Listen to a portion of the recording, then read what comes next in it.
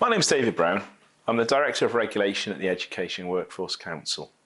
In this session, I'm going to be talking to you about the EWC and what we mean by regulating in the public interest. To give you a little bit more information about the registration of practitioners, I'm going to talk to you about the Code of Professional Conduct and Practice, and then I'm going to give you some learning points that we've picked up at a high level from our fitness to practice cases. In terms of the Education Workforce Register, I've put on this slide a little bit more information about the categories that we had at the end of March 2024. This information includes independent school teachers and independent special post-16 institution teachers and a wider group of youth workers and youth support workers who joined the register in May 2023. The register has increased again since May 2024 as we have now added principals and senior leaders from further education institutions and adult learning practitioners who are now required to register. We're quite unique in the sense that we now register across 13 different categories of registration. The important thing to remember is if you're not registered in those categories, you're not legally allowed to be able to work in those areas. For those people who want to be registered with the EWC, they have to complete an application form, and in some cases people will have things that they need to declare to us that we need to look at to determine if they're suitable to be registered. The sort of declarations that we would look at will be criminal convictions or cautions, or what we've loosely called in this slide other declarations. And what we mean by this is if there has been past or pending action with an employer, or there's been some kind of disciplinary action taken by another regulatory body. In some cases, we'll also look at what we call a failure to declare information, which is where we find out that people have completed an application form and they haven't told us about something that they should have declared to us. You can see that of the declarations that we received for 2023-24, 55.7% of the declarations related to criminal convictions or cautions, and 44.3% of those declarations related to what we've called other declarations. What this information tells us is that for the vast majority of people who have told us that they have something to declare, they've been through our assessment process and they've been deemed to be suitable to be registered. You can also see the number of people who've made a declaration to us and for whatever reason they've withdrawn their application.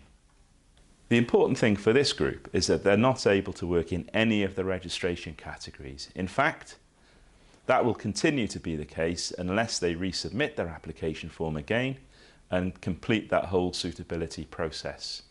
And finally, there are those who have made some kind of declaration to the EWC which has been considered by our independent panels, and our independent panelists have decided that they're not suitable to be registered. Again, if they're not able to be registered, they're not able to work in any of the registration categories. Reasons for refusing registration applications will obviously depend upon the declaration that the applicant has made. Those people who've made disclosures to us about criminal convictions or cautions will find that where there has been a refusal, it's because they've received a substantial custodial sentence which maybe has not been served, or in some cases an independent suitability committee has found that the proven offences were too serious to allow that application to be granted. In terms of refusing applicants for those other declarations, this is often where applicants have declared that they've been sanctioned by employers or other regulators for serious acts of dishonesty. For registrants in particular, honesty and integrity are key tenets of the Code of Professional Conduct and Practice. So, when considering whether or not an applicant should be registered in cases where applicants have demonstrated examples of dishonesty or a serious lack of integrity, independent suitability committees can be reluctant to grant registration. In cases where registration is refused, applicants are allowed to reapply 12 months after the refusal decision was taken. As a regulator, we take our gatekeeper role very seriously, ensuring our processes are both fair and robust. I'm going to talk to you about the Code of Professional Conduct and Practice, and the first thing to say is it's a really important document that we're required to produce as part of the legislation which established the Education Workforce Council. We're not only required to provide this important document, but we're also required to review it every 3 years or every time we add a new group of registrants. So what is it? Well, it's an important document that sets out the key principles of good conduct and practice, and it should guide a registrant's judgment and decisions. And it also informs the public, including parents, guardians, learners and other stakeholders, of the standards that can be expected from registrants. If registrants don't comply with the code, then it may call into question their registration. In order to provide more assistance to registrants in meeting the expectations of the code, we've made available a number of good practice guides. These documents are not statutory and they're not mandatory. They simply provide information which should provide more context. In terms of those people who potentially have breached the code, there is a referral to the Education Workforce Council. There are a number of sources of those referrals. As you might expect, the most common referral will be the employer, where someone has either been dismissed or they might have been dismissed. We also receive referrals from the police, so that would be for criminal offences, for example, drink driving or drug driving, but pretty much any type of criminal offence that you may be able to imagine. And there are other potential sources of referral, whether that be complaints or self-referral, where perhaps somebody has been convicted and they're informing us of the fact that they've received a conviction by the courts. In terms of types of behaviour that we look at, this slide will provide you with a summary. I'm not going to dwell on this slide to any great extent, as most of these categories are probably quite self-explanatory. At a lower level, you may find it's things like blurring of the lines of professional boundaries, and at a higher level, it could include quite serious sexualised behaviour towards learners, and those would get captured within these categories. So those which we couldn't put into those 10 boxes, we've added to the right-hand side. These are examples of cases which haven't made the top 10, but are still significant. So, for example, bullying and harassment of colleagues, issues around the finances within establishments, and breaches of confidentiality. Because we have to act in the public interest, because our processes have to be transparent, our process will tend to be held in public. This does mean that they often attract media interest, and here you can read some actual headlines about either EWC cases or General Teaching Council cases, which was our predecessor. All of these cases were heard in the public domain and people were able to watch them. This is an important difference to be aware of in terms of the way that an employer would process a particular case and the way that the EWC would process a disciplinary case. One theme we receive a number of referrals about relates to a registrant's use of social media.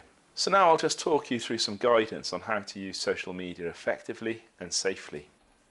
The first thing is to say that the standard expected of registrants do not change with online communication. Social media can encourage casual dialogue, so be sure to establish the boundaries between your public and private life. It isn't uncommon for people to engage with high-profile figures on social media channels, and in some cases potentially get into disputes with them. Be mindful that laws of copyright and defamation do still apply. Behaviour online can result in criminal or civil action. For example, there have been instances where judges have taken exception to the behaviour of members of the public, for example commenting on legal proceedings and taking action for things like contempt of court. You really need to think about what you say, what you're doing, and how that could be perceived by other members of the public. What you share reflects on you and your profession. Be aware that others can share your posts.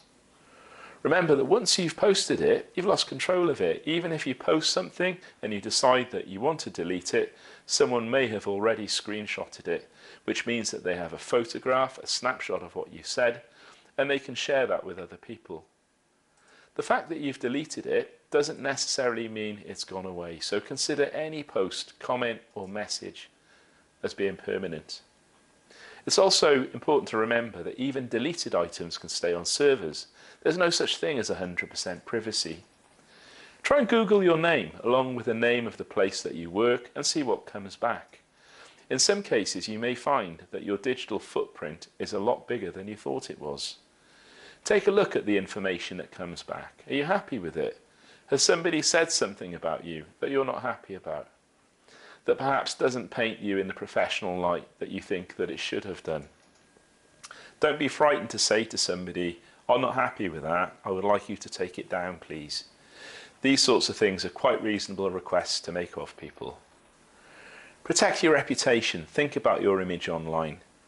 It takes a long time to build up a good reputation. It can take seconds to lose one, so take care.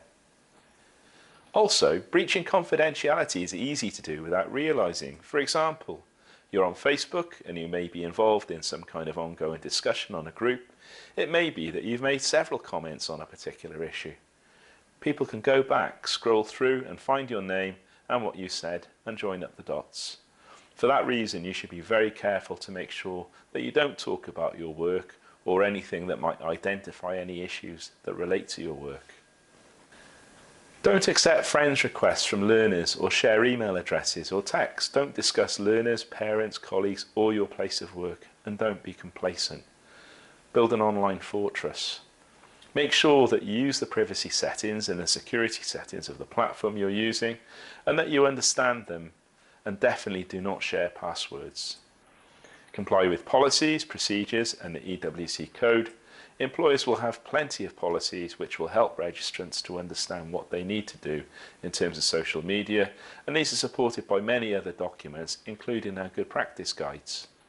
And finally, it's really important that there is some form of oversight in your communication with learners, so always use official channels of communication. Having heard all of this, why don't you give your social media presence a spring clean? It's something we advise you to do from time to time. And follow the guidance, it's there to protect you. If you're looking for extra support or guidance, don't forget to check our website for the latest resources, including good practice guides and short animations, which further explain about the code and how you can follow it as part of your daily practice. If you want to get in touch with us to discuss anything covered in this session, the contact details are available on the screen.